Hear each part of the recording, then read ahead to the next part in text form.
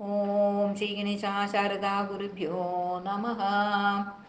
അമ്മേ നാരായണ, ദേവി നാരായണ, ലക്ഷ്മീ നാരായണ, ഭദ്രേ നാരായണ. അമ്മേ നാരായണ, ദേവി നാരായണ, ലക്ഷ്മീ നാരായണ, ഭദ്രേ നാരായണ. ഓം ശ്രീ മഹാദേവി നമഃ. അത ഏകോനത്രിംശ ദശകം. ദേവീ പീഠോൽപത്തി.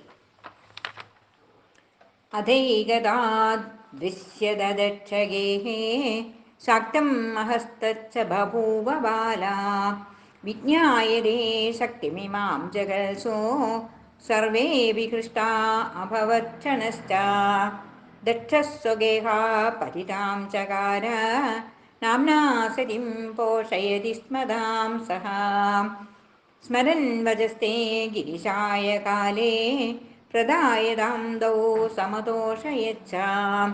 ഏവം ശിവശക്തിയുത പുനശ്ച ബഭൂവ ജഗച്ഛൽ സുദിനേഷു ദക്ഷഃ. ദൈവാശിവദ്വേഷമവാപദേഹം തത്പോഷിതം സ്വം വിജഹോസതീശ. ദുഃഖേന കോപേന ച ഹാസതീതി മുഹുർവദന്നുദ്ധൃത ദാരദേഹഃ. ബഭ്രാമ സർവത്ര ഹരസുരേഷു പശ്യത്സു ശാർഗീ ശിവമന്വചാരീത്.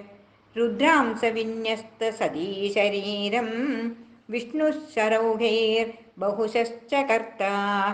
ഏകൈകശ പേതുരമുഷ്യഖണ്ഡ ഭൂമൗ ശിവേ സാഷ്ടശതം സ്ഥലേഷു.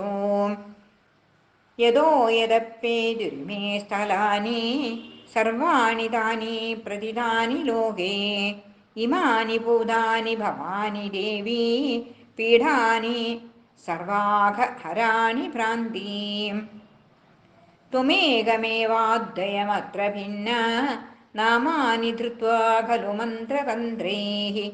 സംപൂജ്യമാനാ ശരണാഗതാനാം ഭുക്തിം ച മുക്തിം ച ദദാസി മാതഃ. നിർവിണ്ണചിത്ത സസതീ വിയോഗാത് ശിവസ്മരം സ്വാം കുഹചിന്യഷണ്ണ. സമാധിമഗ്നോ ഭവദേശലോകഃ ശക്തിം വിനാഹ വിരസോലസശ്ച. ചിന്താകുലാമോഹധിയോ വിശീർണ തോഷാമഹാരോഗനിപീഡിതാശ്ച. സൗഭാഗ്യഹീനാ വിഹിതാഭിലാഷാः സർവേ സദോദ്വിഗ്ന ഹൃദോ ബഭൂവുഃ. ശിവോऽപി ശക്ത്യാ സഹിതഃ കരോതി സർവം വിയുക്തശ്ച തയാ ജഡ സ്യാത്.